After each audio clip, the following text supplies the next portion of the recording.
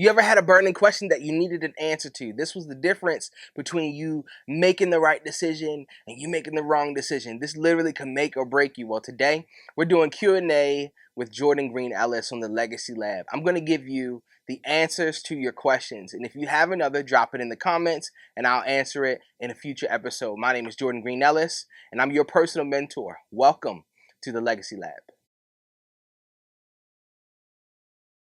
What's up, my friends? This is Jordan Green-Ellis again. Welcome back to the Legacy Lab. If you're new, hit the subscribe and ring the bell so you can stay tuned with all things Legacy Lab and all things Jordan Green-Ellis. If you're returning back, you already know what time it is.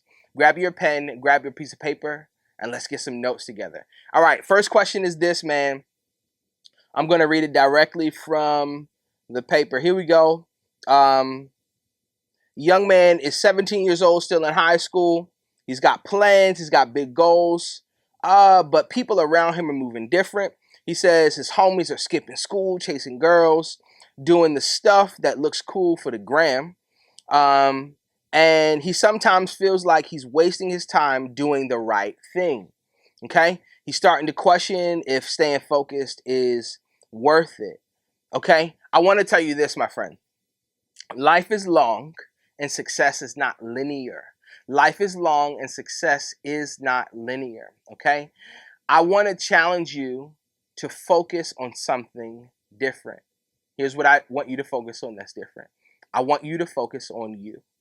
I started off by saying life is long because right now your focus is on right now, the temporary satisfaction of everyday life. This is why this show is called the Legacy Lab. Because we're always thinking about the legacy that we are going to leave. Legacy is not established in moments. Legacy is established over time.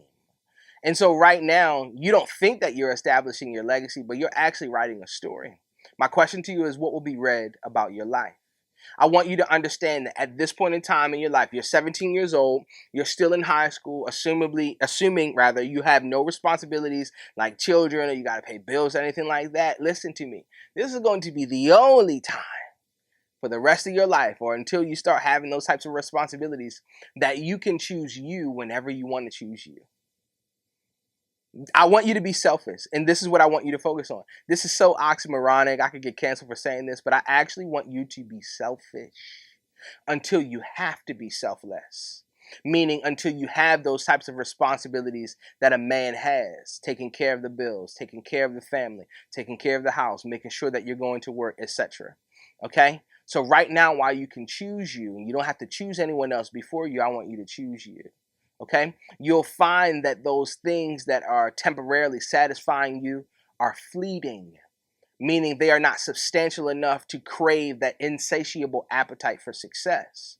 Anything that you attain quickly, any success that you attain without substantial work or without a grind or without getting some skin in the game, you will lose as quickly.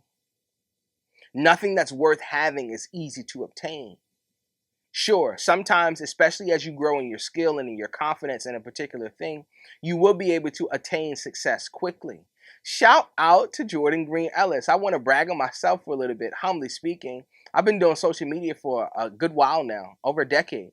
And just recently this year, specifically on TikTok, I've grown my channel from like 500 followers to over 14,000 followers. Okay? It took me about 4 or 5 years to get 500 followers. But it took me less than 5 months to get my next 11,000, 12,000, 13,000, whatever the math is. It's because I got a little bit better at social media. And so it did come quickly, but there's a whole history that comes with me getting to the 14,000 subscribers. Okay, and some may say, oh, well, that's not a lot. It's a lot for Jordan, right? It's substantial progress. And this is what I'm looking for. Practice doesn't make perfect. Practice makes progress. Okay, getting back to the question.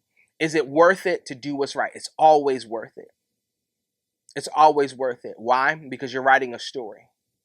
What will be read about you? My suggestion to you is to focus on yourself, your dreams, your goals, your aspirations. And if the people that are around you that you call your friends aren't in tune with or pushing you towards those things, then my friend, I love to break it to you. They're not your friends. They're not your real friends. Those aren't the people that you want to be around. Find new friends. Excuse me, you're 17, you're a big boy. You can handle it. They're not your real friends, especially if they are deterring you from where you know that you're destined to go. And so I want to challenge you to be courageous and break away from mediocrity. Focus on yourself right now, because eventually, once you get to that place of success, you're not going to ever be able to just choose you first. You're going to have to choose other people. You may be saying, well, what do you mean? I don't want to have kids. Okay. Are you going to have a job? Are you going to have a business? Yeah. You're going to have to choose the people that you work with first, or the people that work for you first, in order to continue in that success at your job or running your business. You see what I mean? This is the responsibility that you have, that you'll have eventually as a man. So while you can choose you, still choose you. I hope this helps. Let's go to question number 2. He says, I need some advice. I'm 19 years old, but I'm messed up, like bad. Got caught up in parties, wasn't focused, grades are trashed. My family's disappointed. I feel like I blew my shot. I keep thinking, what if I already ruined my future? Like, can you really come back from this? What do you do when you feel like you've already messed up your future? I wish I had a prop. Here's what you do. I'm looking for a pencil. I want you to grab a pencil, okay? If you're listening right now, you feel like this is you, I want you to actually do this right now. You should already have one, okay? You're writing down some notes. I want you to understand that this pencil is indicative of your ability to rewrite your future. On the pencil, there are 2 different components. There's a point, pencil point, the lead, which you can write with, and there's also an eraser, okay? I want you to erase the mistakes, and I want you to write a new plan. Erase the mistakes and write a new plan. If you can do this, you still got a shot. I don't care how bad it gets. And this is what you would expect from a motivational speaker or a mentor, right? But I really want you to conceptualize this. Oh, God. One day I'll tell you more of the details about some of the struggles that I've been through, even as an adult, even as a young entrepreneur. I know what it feels like to have nothing. I know what it feels like to wonder where my next paycheck would come from, if I would ever be able to get a paycheck, if I know all of these things. I know what it feels like to be a failure. Watch, I know what it feels like to make poor decisions, not make mistakes. I know what it feels like to make poor decisions. If you've got that pencil in your hand, I want you to start rewriting your future. Write down 5 things that you want to accomplish in the next 6 to 12 months. What this is going to serve for you is like a playbook for you. So you're going to know what play to run. We talked about mentorship earlier episodes. Tune into the Legacy Lab every week so you can stay motivated or get some sort of motivation. Okay, this is going to be vital for you because you've already taken some significant hits and you got to keep your mind in the game. If you can conceive it in your mind, or if you can believe it in your mind, then it's possible. If you can conceive it in your mind, that's the evidence that it's possible. If you're hoping for something and you can conceive it, if you can believe it, then it's possible. Now, all you got to do is make it a reality. I want you to educate yourself on what you need to do. I want you to take some inventory over the past mistakes that you made so that you don't keep making the same thing. Right now, it's a matter of you making a simple decision every single day to not go back, but to take a step forward. It's simply a matter of you making a decision every single day to take a step forward and not go backwards. Sure, you'll stumble. You might even fall. But if you fall 7 times, get up 8. This is your nature, my friend. Listen, the fact that you can even conceptualize the idea of overcoming all the obstacles that you've had, or that there is, a potential for a better or brighter future, is already evidence enough that there is potential for more, for better, for greater. And so use that little spark, get some kindling, give it some oxygen, so that spark can turn into a flame. And that flame can turn into a blaze. And then sooner or later, people from far and wide will come and see what in the world is burning. Take one little step, go to sleep, wake up the next morning, take another little one. Life is long and it's for living. Success is not linear. It's a part of your story. It's not the end. You're still alive. You got that pen in your hand. You got that pencil in your hand. What will you write? What will be remembered about you? You got this, my friend. I believe in you. Last question. Here we go. It says, what's up, big bro? I'm 22 and I've been dating this girl for a minute now. Okay. She's solid. She loves God. Okay. She loves the Lord. But I'm still figuring myself out. I got dreams I ain't chased yet. And I don't even really know who I am. Like, how do I know if she's the one? Or if I'm holding on just because she's there? I don't want to mess up a good thing, but I also don't want to fake it. What should I do? How should I choose the right partner when you're still discovering who you are? I think that you'll always be on a self-discovering journey. Don't let that be the catalyst that keeps you from taking the risk of the next step.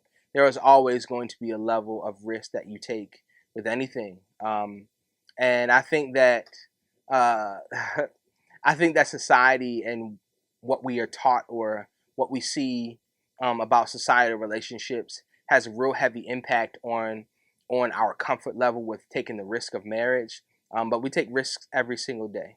Assuming and what it seems like you're pretty mature, I would encourage you to take the risk.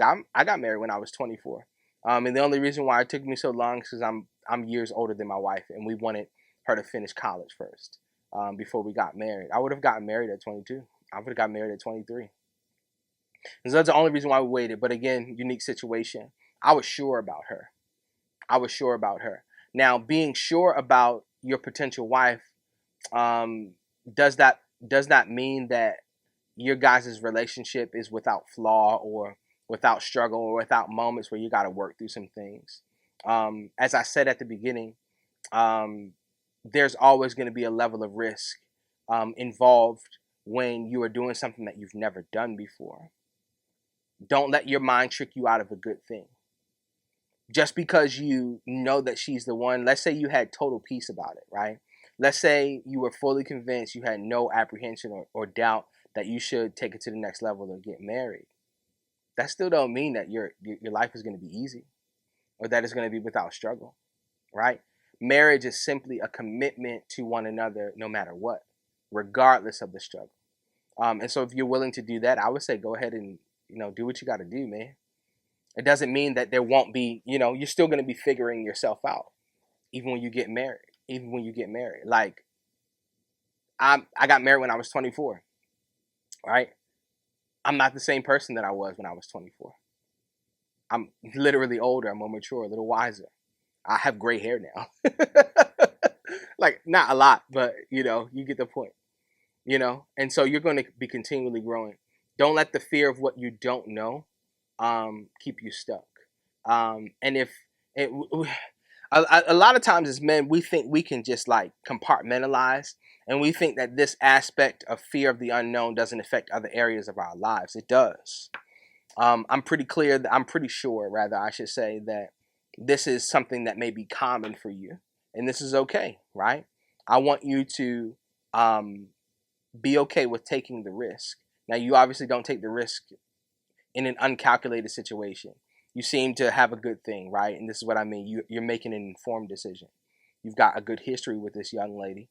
So I think that it may be permissible to move forward. If you're unsure, give yourself a little bit more time, but don't hold yourself up, and especially don't hold the young lady up. Okay? But I think that you'll be okay. Don't be discouraged by what you don't know. There's always risk involved in things that we've never done before.